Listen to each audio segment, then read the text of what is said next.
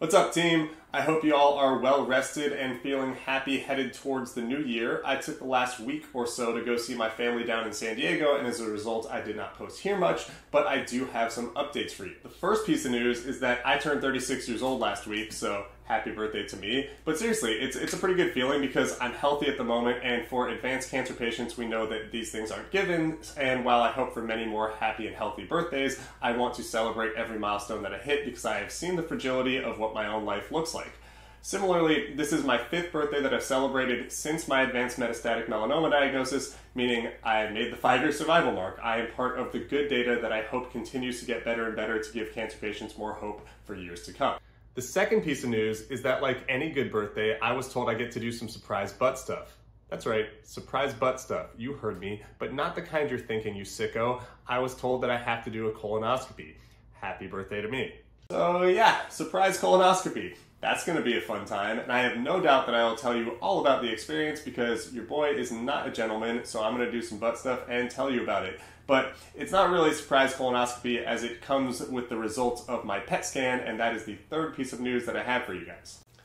In my last video, I described the fear and anxiety surrounding this inflamed lymph node in my neck and the pending results of a PET scan I had just taken. And this is kind of the culmination of what has now been a 2-month-long cancer scare, because in October when this popped up, I saw my oncologist. He said, "It seems normal, but we should monitor it." So then the lymph node remained inflamed for another month. I went to him in November, and he said, "Okay, let's ultrasound it." We did that. He said, "Okay, it seems normal. Let's monitor it." All the way into December, when it was still inflamed, heading into my regularly scheduled PET scan, and all of a sudden I said, "Hey, this is the same patterning that I had had during my recurrence in February. It's starting to freak me out." And that's to put it mildly. If you saw my last videos, you know that I was mentally a wreck. And it made sense. I mean, if you've gone through cancer twice and you have symptoms that are similar to the ones that you had during your prior diagnosis, why would you not freak out? But I also told you that if my PET scan came back negative, you could all laugh at me for being dramatic. So here we are. My PET scan came back negative. I was dramatic, but I remain in remission from cancer, and that's fucking awesome. I got a little carried away there. I almost did the Howard Dean Yell thing, but then I remembered that the results of the PET also dictate that they put a camera in my butt, so maybe I'll save it for then, because as the PET showed a little bit of mild hypermetabolic activity in my rectum, aka my butthole, they're going to have to do that colonoscopy. My oncologist said it does not look malignant, so, you know, we have to be safe though. I'm 36, it was probably coming up at some point in time. It is going to be an event. I will tell you all about it.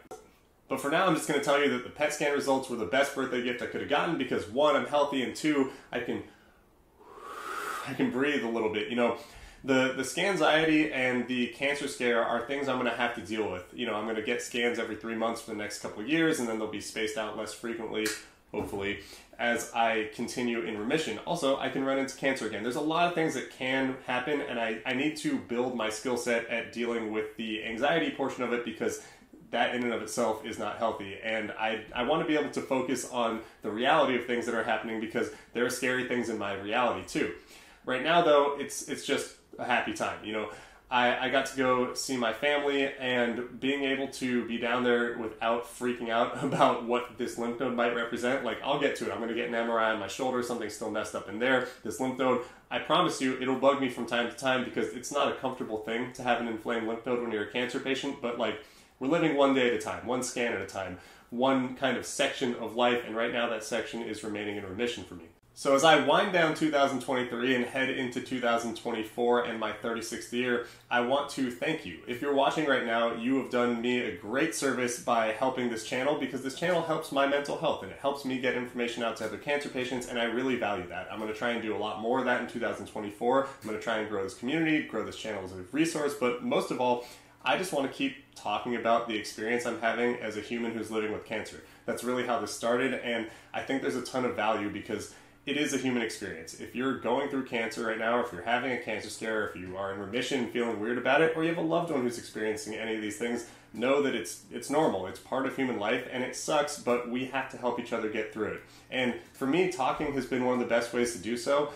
And just as importantly, the more I've immersed myself into talking about cancer, the more people have reached out to me with really, really uplifting stories about surviving 5 years, 10 years, longer with, you know, metastatic disease or getting through cancer scares and telling me that I'm going to be okay. And as I'm sitting here, you know, celebrating a birthday and heading into a new year, that matters because we're just trying to live the fullest life that we can while dealing with this really, really scary disease. So, thank you again. If you're still watching this, thank you for specifically spending your time on this video. And if you are liking and subscribing this video on my channel, thank you for doing that. It helps me grow and I'm passionate about that.